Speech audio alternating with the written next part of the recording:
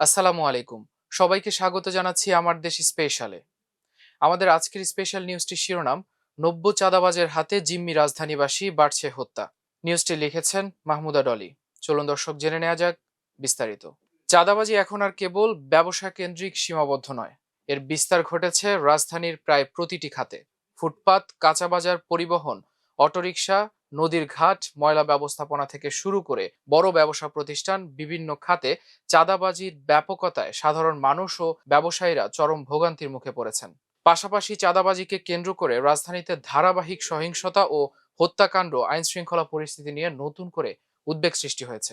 আগে চাঁদাবাজিতে শীর্ষ সন্ত্রাসী বা মাফিয়া গডফাদারদের আধিপত্য ছিল, এখন টোকাইরাও চাঁদাবাজিতে নেমেছে। বিশেষ করে নব্য চাঁদাবাজদের দৌরাত্মে রাজধানীবাসী পুরোপুরি জিম্মি।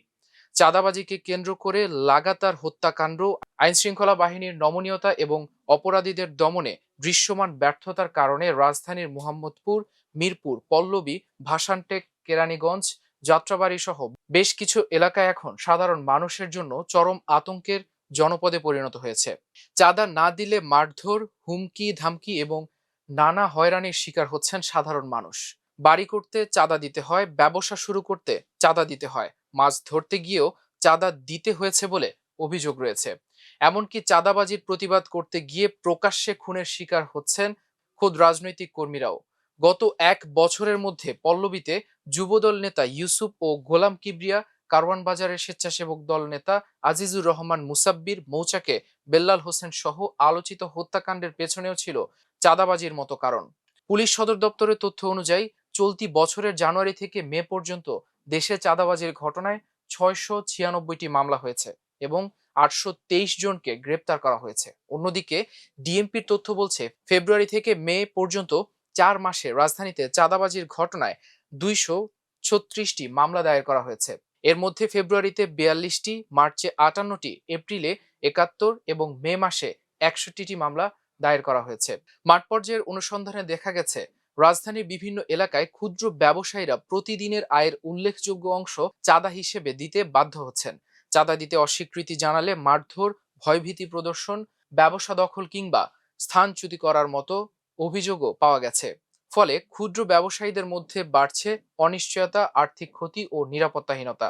সরজমিনে যাত্রাবাড়ির চৌরাস্তায় থানার পেছনে ওয়াসার পানির পাম্প সংলগ্ন এলাকায় গিয়ে জানা যায়, প্রায় 20 বছর ধরে মাছ বিক্রি করা জাকির হোসেন চলতি বছরের এপ্রিল থেকে আর সেখানে ব্যবসা করতে পারছেন না। নতুন করে দোকানের দখল করতে প্রায় 15 লাখ টাকা এবং প্রতিদিন 2 থেকে 2,500 টাকা চাঁদা দিতে অস্বীকৃতি জানানোয় তাকে স্থান ছাড়তে বাধ্য করা হয়। ফলে ক্রেতাদের কাছে বাকিতে বিক্রি করা টাকাও তিনি আর আদায় করতে পারেননি। পরে অন্যত্র বসে পাওনা তুলতে গেলেও সেখানেও চাঁদা দাবি করা হয় বলে অভিযোগ রয়েছে। পরে তারা যাত্রাবাড়ি ছেড়ে চলে যান। স্থানীয় ব্যবসায়ীদের ভাষ্য, এ চিত্র শুধু মাছের বাজারে নয়, কাঁচা বাজার, ফলের মার্কেট, মাছের আড়ত ও ফুটপাত জুড়ে নতুন নতুন হকার বসিয়ে চাঁদাবাজির নেটওয়ার্ক গড়ে তোলা হয়েছে। যাত্রাবাড়ি এলাকা বিএনপির নেতা নবিউল্লাহ নবীর নির্বাচনী এলাকা হলেও অন্য প্রভাবশালী নেতার নাম উল্লেখ করেছে গোয়েন্দা সংস্থা। তাদের দাবি, যাত্রাবাড়ির বিভিন্ন খাতে ওই ব্যক্তির আশ্রয়ে শতাধিক চাঁদাবাজ সক্রিয় রয়েছে।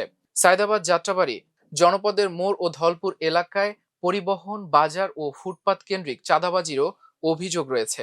সরজমিনে খোঁজ নিয়ে দেখা যায়, ওই এলাকা থেকে ছেড়ে যাওয়া বিভিন্ন পরিবহনকে প্রতিদিন গড়ে 5,000 টাকা পর্যন্ত চাঁদা গুনতে হয়।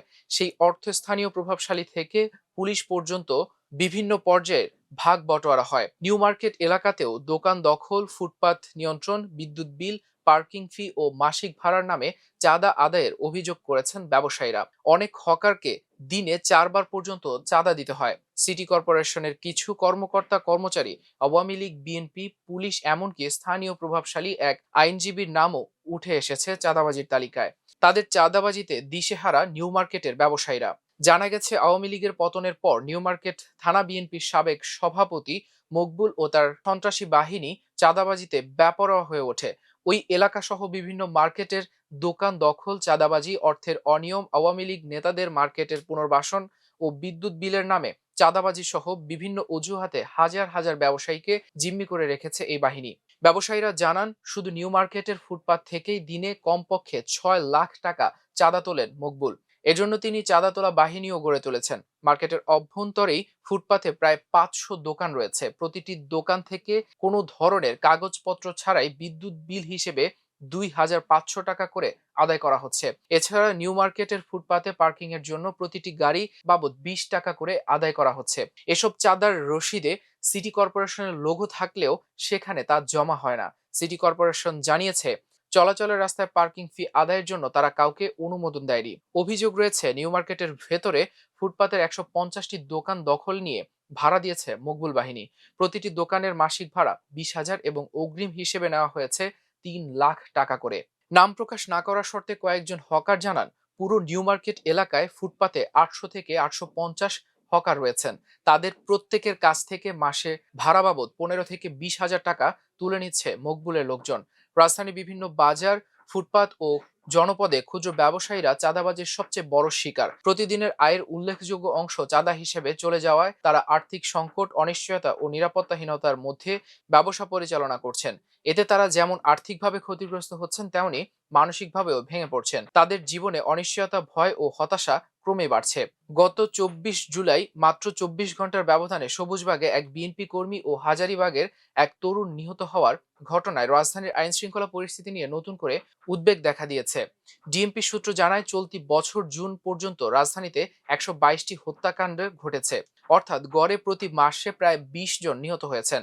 আইন শৃঙ্খলা বাহিনীর তদন্তে এসব হত্যাকাণ্ডের পেছনে রাজনৈতিক আধিপত্য বিস্তার, অভ্যন্তরীণ কোন্দল ও দখল বাণিজ্যের পাশাপাশি চাঁদাবাজির তথ্য উঠে এসেছে। ডিএমপির তথ্য অনুযায়ী ফেব্রুয়ারি থেকে মে পর্যন্ত রাজধানীতে চাঁদাবাজির 236টি মামলা হয়েছে এবং প্রতি মাসেই মামলার সংখ্যা বেড়েছে।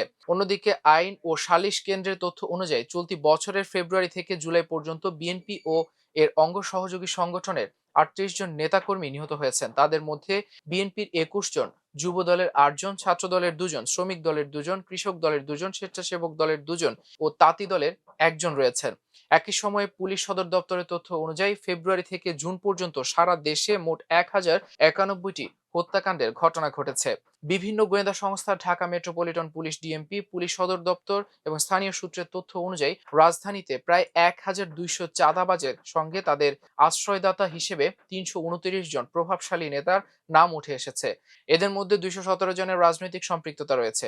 এই 217 জনের 214 জন বিএনপির, 2 জন আওয়ামী লীগ এবং 1 জন বৈষম্যবিরোধী নেতা বলে জানা গেছে।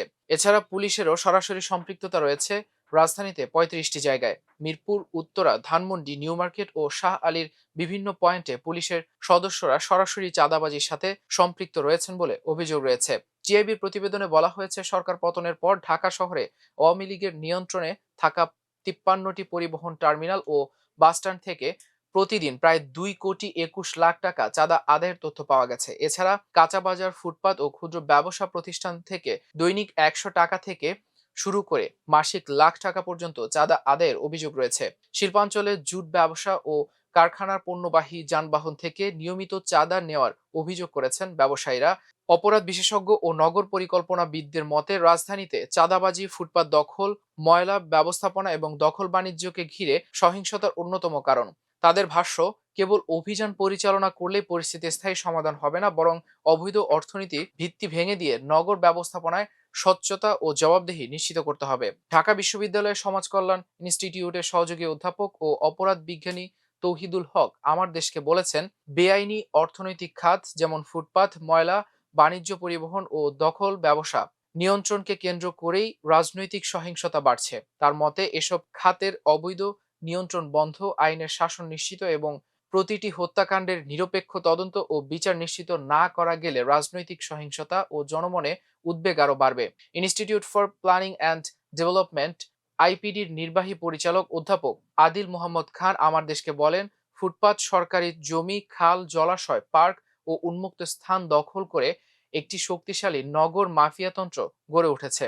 রাজনৈতিক প্রভাব ও পেশি শক্তির কারণে এসব দখলদারি দীর্ঘদিন ধরে টিকে রয়েছে। এতে নাগরিকদের চলাচল, পরিবেশ ও জীবনমান ক্ষতিগ্রস্ত হওয়ার পাশাপাশি পরিকল্পিত নগর উন্নয়নও বাধাগ্রস্ত হচ্ছে। পরিস্থিতি উত্তরণে সমন্বিত জাতীয় পরিকল্পনা গ্রহণ সহ 7 দফা সুপারিশ করেছে আইপিডি। দর্শক, এ ছিল আমার দেশ স্পেশালে। এতক্ষণ সঙ্গে থাকার জন্য অশেষ কৃতজ্ঞতা। আল্লাহ হাফেজ।